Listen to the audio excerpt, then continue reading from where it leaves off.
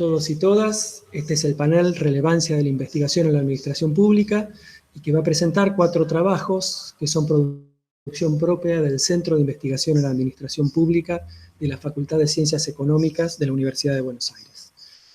No puedo dejar de tener un gran orgullo de presentar, luego de más de 30 años de trabajo en nuestro centro, tener constancia de que seguimos siendo un centro productivo. En este Congreso de la Asociación Argentina de Altos Estudios en Administración Pública presentamos 2 paneles con 8 trabajos, lo que muestra que el CIAP sigue siendo caldo de cultivo de actividades, fomento del estudio de la problemática sobre la que venimos trabajando y promoción de estudiantes en temas de Estado y Administración Pública. Creemos que el CIAP ha sido pionero en investigación. Cuando empezamos había pocos centros que se dedicaban al tema. Ahora tenemos la suerte de compartir con muchos centros colegas trabajos y pensamos que hemos dejado una marca, o que estamos dejando una marca en los temas que nos competen. En este caso, siguiendo una larga tradición de tratar temas que están puestos en escena por la coyuntura o por las problemáticas que se van planteando, presentamos 2 trabajos que tienen que ver con las nuevas tecnologías de información y comunicación y el impacto que han tenido como forma de responder a la cuarentena y a las necesidades de trabajo tan especiales que se han dado en los últimos meses. Y también presentamos 2 trabajos que tienen, se podría decir, una visión más tradicional sobre los trabajos de administración pública, sobre lo que fue la producción de nuestro centro de investigaciones, que tienen que ver con lo presupuestario. Uno vinculado a una forma más, consideramos, más fértil, más fecunda de presentar la información sobre la ejecución presupuestaria y las metas físicas, y otro con un análisis de los últimos 40 años del gasto estatal. Como les decía, no puedo menos que estar orgulloso de pertenecer a esta institución que hace 30 años que viene trabajando, que ha dejado una marca en temas tan importantes como cultura organizacional y planificación estratégica. Cuando empezamos a plantear esos temas, fueron de los primeros lugares en donde se instalaron estos temas en agenda de investigación. Luego trabajamos sobre temas federales, trabajamos sobre la disputa por los modelos de gestión pública que se abrió hacia mediados de la década pasada y que todavía sigue siendo un tema importante de investigación. Bueno, sin más, voy a dar la palabra para presentar a los 4 trabajos que tenemos para trabajar en este panel, y si nos queda un poco de tiempo, si logramos cumplir con los tiempos, vamos a ver si podemos responder algún par de preguntas para profundizar en el análisis de las ponencias. En primer lugar, le vamos a dar la palabra a la magíster Ivana Giselle González. El trabajo que va a presentar es Brecha Digital de Género en los Espacios de Decisión y Gestión Estratégica de la Información y la Comunicación en la Administración Pública, Análisis de los Ministerios de Educación y Desarrollo Social 2016-2019. Ivana González es licenciado en Ciencia Política y Socióloga de la UBA, es máster en Alta Dirección Pública de la Universidad Menéndez Pelayo de España, docente y candidata a máster por la maestría en Administración Pública de nuestra casa. Actualmente desempeña funciones en la Auditoría General de la Nación. Sus 6 minutos, Ivana. Bueno, muchas gracias, Horacio. Bueno, como bien señalaba, esta investigación está inscripta en la elaboración de una tesis final de maestría de la Maestría de Administración Pública de Económicas de la UBA, y nace con un interés personal en poder abordar una cuestión problemática que involucra, a mi entender, 2 de las perspectivas más importantes para pensar la administración pública del futuro.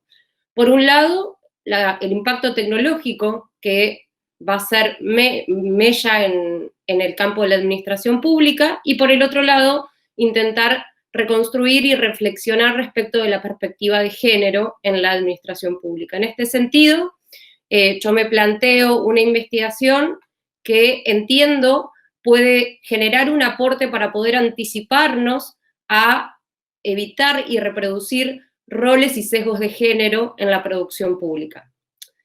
El planteamiento general que yo planteo es que el uso de las tecnologías no debe limitarse solamente al análisis en razón de su uso, sino fundamentalmente también en cómo se toman las decisiones en la producción y decisión y gestión tecnológica.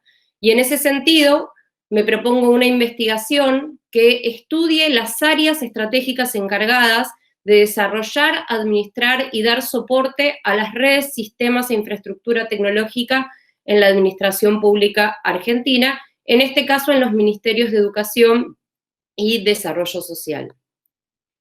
La investigación está planteada a partir de dos grandes preguntas de investigación. La primera es estudiar si existe brecha digital de género en la administración pública nacional a partir del estudio de estos casos. Y por otro lado, estudiar cómo se manifiesta la participación de las mujeres en estas áreas. En ese sentido, me planteo 3 objetivos específicos. El primero de ellos dedicado a estudiar los principales nudos conceptuales y describir cuál es la relevancia de estas dos perspectivas para la administración pública. En segundo lugar, me propongo caracterizar la composición del empleo público en estas áreas en particular y en las jurisdicciones que estudio en general, desde la perspectiva de la brecha digital de género. Y en tercer lugar, me propongo determinar el comportamiento y la incidencia de las principales variables relacionadas con la brecha digital de género, considerando roles, paredes y techos de cristal. En ese sentido, el trabajo va a trabajar, digamos, sobre 2 hipótesis centrales de investigación.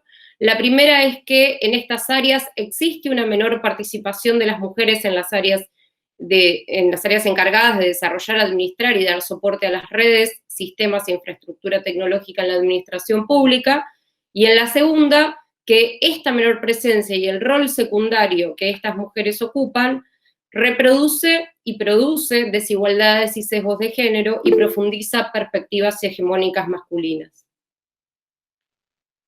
El marco teórico que me propongo fundamentalmente está estructurado en base a 3 grandes corpus teóricos. El primero de ellos tiene que ver con la producción social de la tecnología, el segundo tiene que ver con los estudios sobre género y tecnología, y en tercer lugar voy a abordar los estudios que estudian en particular las dificultades, digamos, que las mujeres tienen en el acceso a espacios en la administración pública.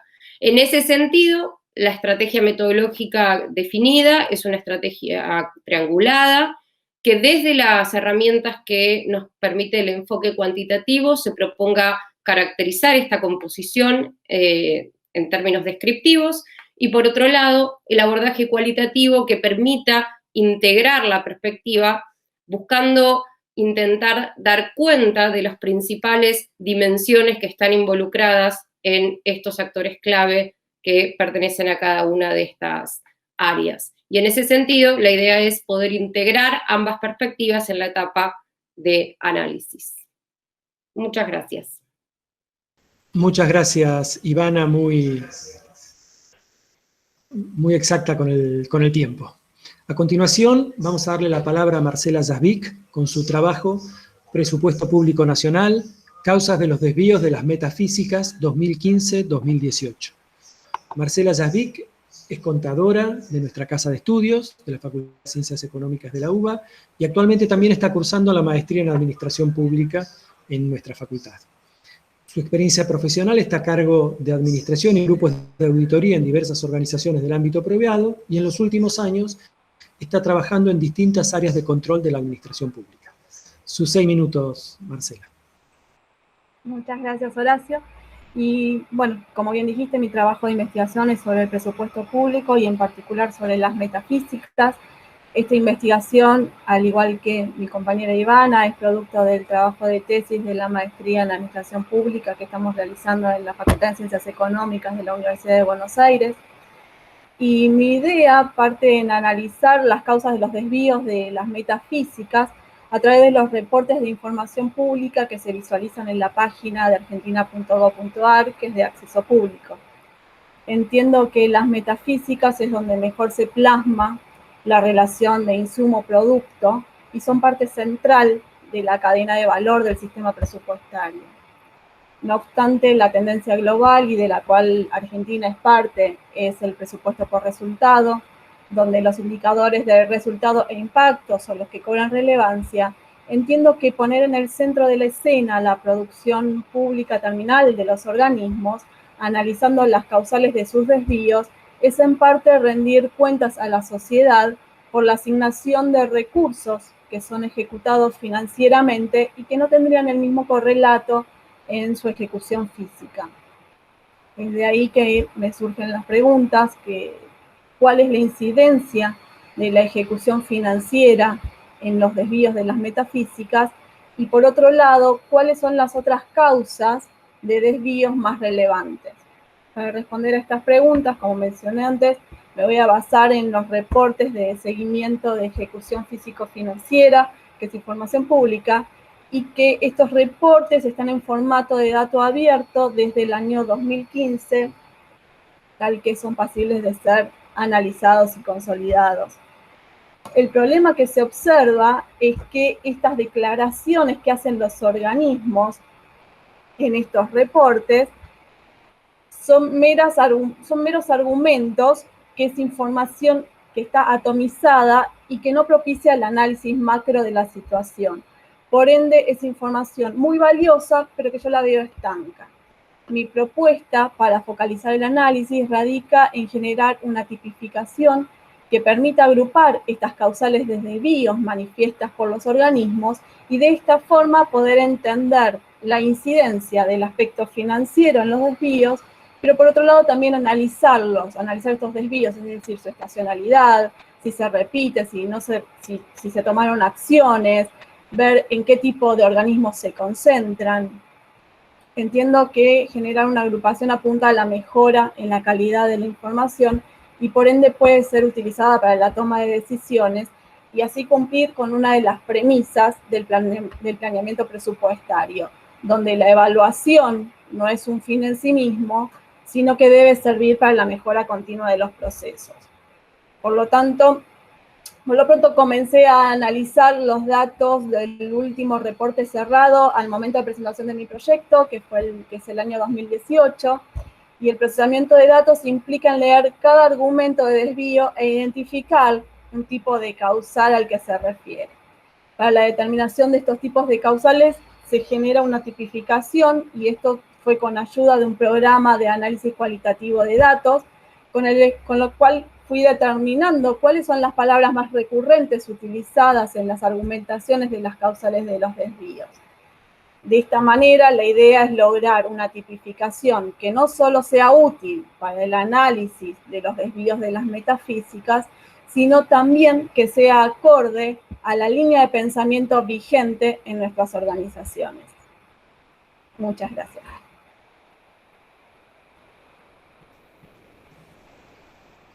Muchísimas gracias, Marcela. Muchísimas gracias también por haber cumplido con el tiempo. A continuación vamos a presentar un trabajo realizado por Ángel Luis Vaca y quien les habla, Horacio Cao.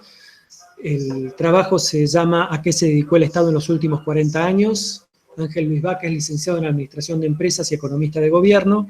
Horacio Cao es doctor en Administración de la UBA, de esta casa de estudios, y administrador gubernamental. Sus 6 minutos, Ángel. Muchas gracias, Horacio.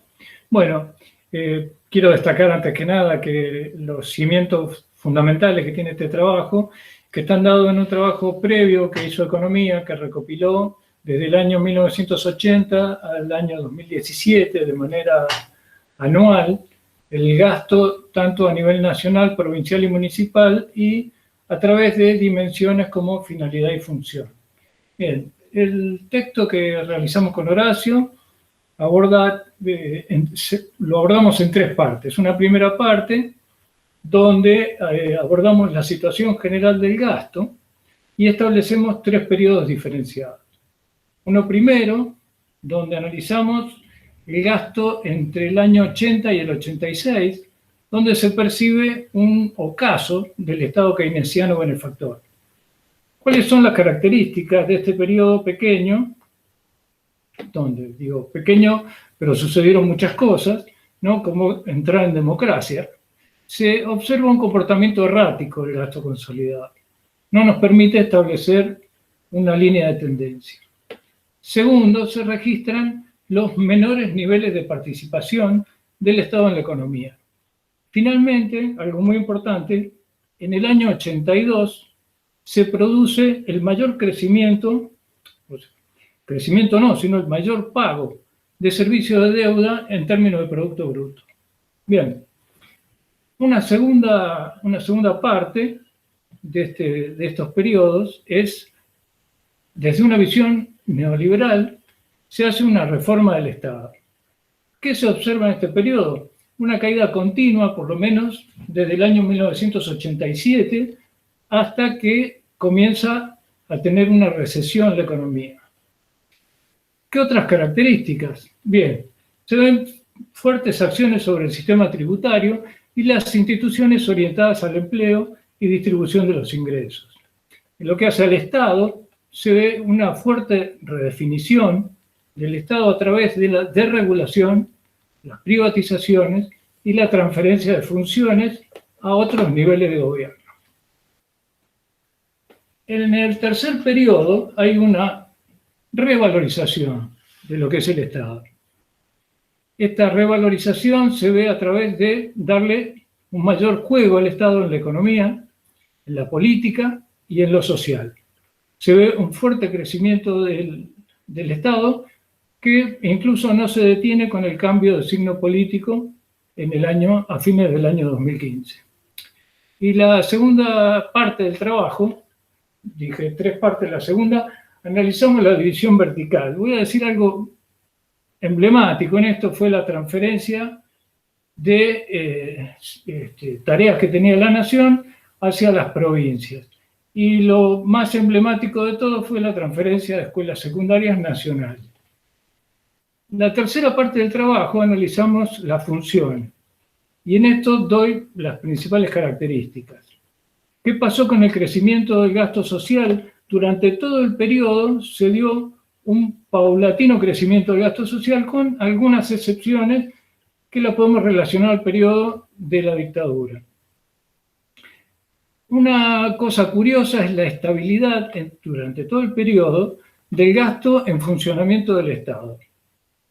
Respecto a los servicios económicos, se produce con la decadencia del Estado keynesiano una caída muy fuerte en los servicios económicos que en la última parte de la serie se la ve como que se recupera, pero no alcanza a sus niveles originarios.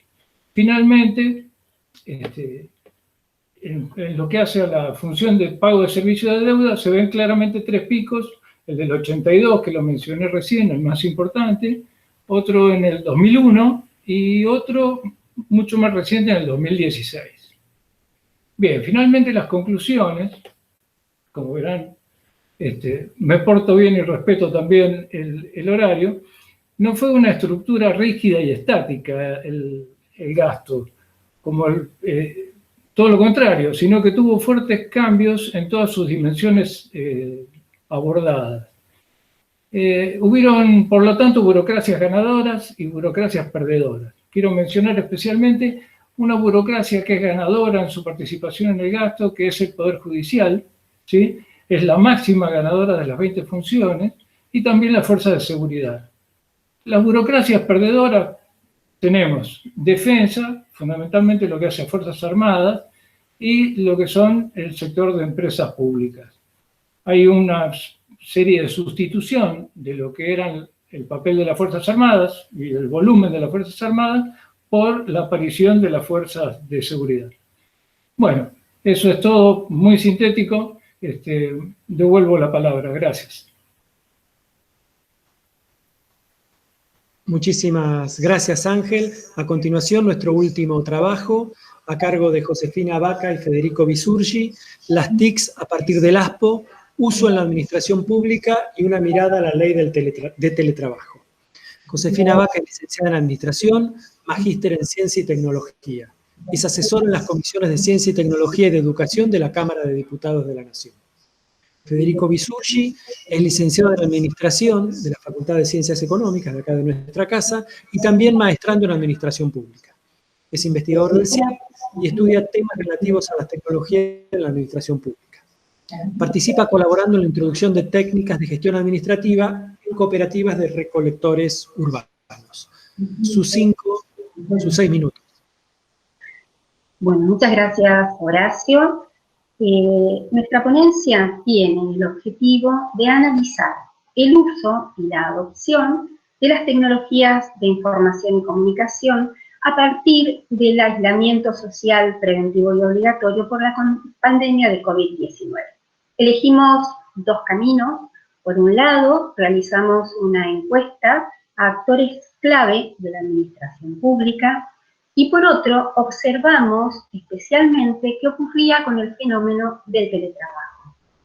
Es importante mencionar que las tecnologías de información y comunicación son las protagonistas de la revolución informacional, que tuvo un desarrollo vertiginoso, lo tiene aún, a partir de la segunda mitad del siglo XX, cuando 3 industrias que hasta ese momento se desarrollaban de manera paralela, pasan a tener un desarrollo convergente: la informática, el audiovisual y las telecomunicaciones. Estas son las tecnologías de información y comunicación, que, como decía, son las protagonistas de la revolución digital, y que tienen una característica muy particular, y es que permiten la comunicación salvando barreras de tiempo y de distancia, es decir, de manera sincrónica y atemporal. Y esta es una de las características del teletrabajo. Cabe diferenciarlo del trabajo a distancia, porque el teletrabajo es el que está mediado por el uso de las tecnologías de información y comunicación. El fenómeno del teletrabajo realmente nos parecía interesante porque en el año 2002 se presentó el primer proyecto de ley en el Congreso de la Nación intentando regular esta modalidad laboral. Transcurrieron 18 años hasta que, en el marco de la pandemia y del aislamiento social, comenzaron a presentarse nuevamente proyectos vinculados a la necesidad de regular esta modalidad de trabajo. Llegaron a consensos lo suficientemente rápidos como para que en el mes de junio tuviera el proyecto de ley media sanción en la Cámara de Diputados, pasara a la Cámara de Senadoras, y un mes después, el 30 de julio, fuera aprobado y tuviéramos la sanción de la primer ley que regula la modalidad de teletrabajo en el país. En la ponencia comentamos un poco este proceso y también compartimos los elementos más sobresalientes, digamos, de esta ley que regula, como decía, la modalidad de teletrabajo. La segunda vía fue la realización de una encuesta a actores clave de la administración pública, y en este punto le voy a ceder la palabra a Federico Bisurti, coautor de este trabajo. Muchísimas gracias. Hola, ¿qué tal? Bueno, gracias Josefina. Así como les comentaba ella, estuvimos durante los últimos meses llevando adelante esta investigación y bueno, en pos de poder extraer algunas conclusiones, difundimos una encuesta, principalmente durante el mes de junio, que indagaba un poco en esto, en el uso y la adopción de las tecnologías de la información y comunicación en la administración pública. Para eso convocamos a actores clave, funcionarios de la administración pública nacional y organismos nacionales, expertos en administración pública, funcionarios de empresas públicas y de otros poderes. La encuesta fue respondida por 45 personas y yo les voy a hacer un breve repaso sobre algunas conclusiones que nosotros extrajimos, pero que tienen un carácter significativo y no representativo. Ya aclarado eso, comienzo diciendo que en primera instancia se vio como una extensión bastante importante e integral en la administración pública lo que tiene que ver con el teletrabajo. De hecho, el 96% de las personas que respondieron a la encuesta se encontraban en ese entonces, en junio, prestando servicio bajo esa modalidad. Lo cual entendemos que sirvió para morigerar un poco, para paliar un poco el efecto de la cuarentena y que las administraciones públicas pudieran seguir prestando servicio de una manera más o menos sin mayores sobresaltos. Una segunda cuestión que nosotros vimos es la intensificación de algunas plataformas o algunas por ejemplo, plataformas que tienen que ver, o aplicaciones de videollamada, o de comunicación de chat, de mensajería. Entendemos que esto tiene que ver o está relacionado, o tiene un correlato con las tareas que se desarrollan en cualquier lugar de trabajo requieren de vínculos y de interacciones entre miembros de equipo, y al no compartir un mismo espacio físico, eso se tiene que trasladar a otro espacio. Entonces acá es donde se intensifican estas plataformas que vienen a cubrir o a poder, digamos, mitigar el efecto que puede tener en las relaciones interpersonales y de diálogo. Esto igualmente no vimos que se agote solamente en la gestión interna, sino que también para lo que es con las administraciones con su exterior, con su comunidad, también intensificaron o profundizaron el uso de algunas de las redes sociales, por ejemplo, o los mails o las webs institucionales, también para preservar y mantener algún tipo de interacción con su entorno y su comunidad.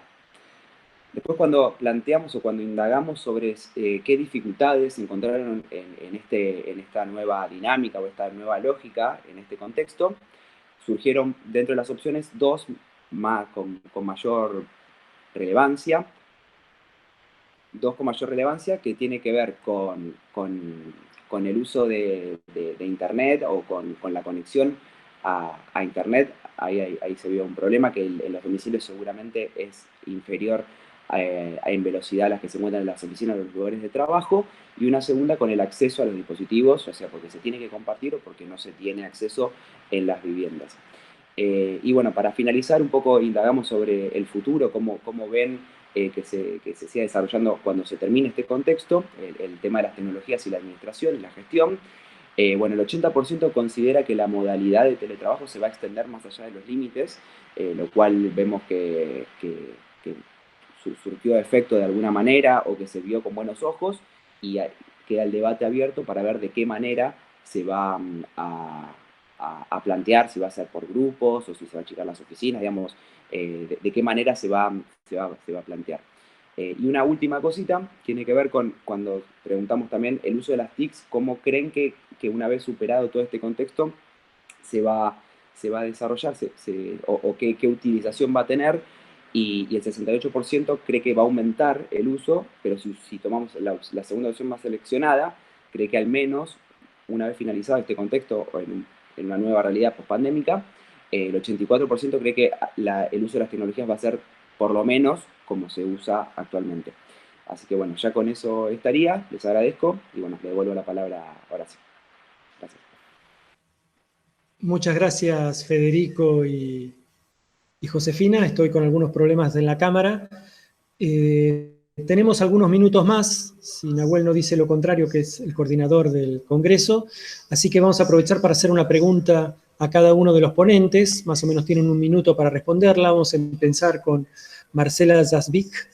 Le voy a preguntar si esta idea que tienen de encontrar algunas explicaciones más fecundas que las que están en este momento en la página web para los desvíos presupuestarios, si tienen idea de algunas categorías o algunas explicaciones más potentes para estos desvíos.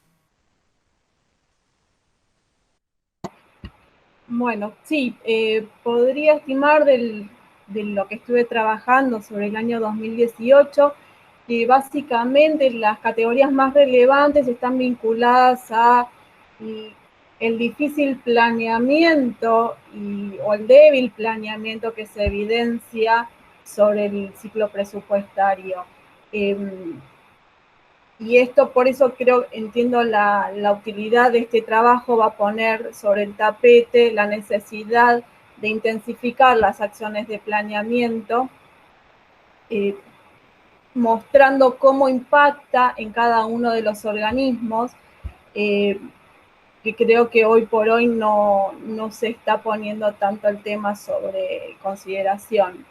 Pero básicamente las categorías más relevantes son los cambios de planes, los desvíos por la cuantificación de la demanda, o los cambios en la modalidad de trabajo, que son muchos intempestivos. También hay muchos cambios están atravesados por las tecnologías, y todos esos cambios no se verifican en la adecuación de las metas, aparentemente. Eso también va a surgir un poco del análisis a través de los años. Básicamente, a priori podría decir eso. Muchas gracias, Marcela. Pregunta para Josefina Vaca y Federico Bisurgi. La pregunta sería, el texto de Ivana González, habla de brechas. ¿Ustedes han detectado brechas en esta implementación de las TICs a partir de la ASPO? Es una pregunta muy interesante.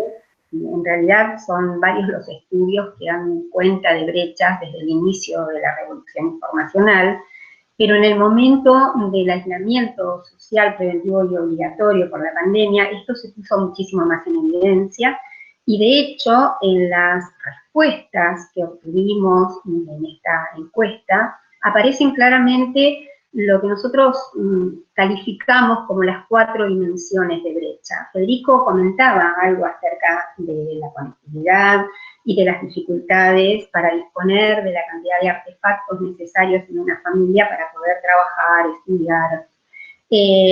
También indagamos sobre cuestiones culturales. El punto es que en las respuestas, como les decía, encontramos las 4 dimensiones de brecha. Por un lado, lo que sería la brecha material, es decir, las dificultades para acceder a conectividad, a equipamiento informático, lo que está vinculado por una limitación también socioeconómica.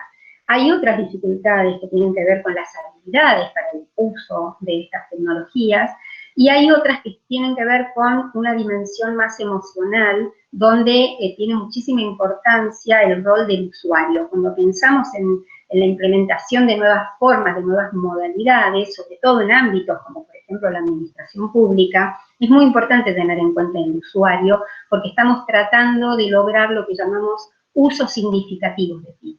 Entonces, podríamos decir que hemos detectado las 4 brechas: la material, la emocional, la vinculada a los usos significativos y la vinculada a la necesidad de contar con habilidades para poder operar con estas tecnologías. Sí, encontramos brecha digital en las respuestas.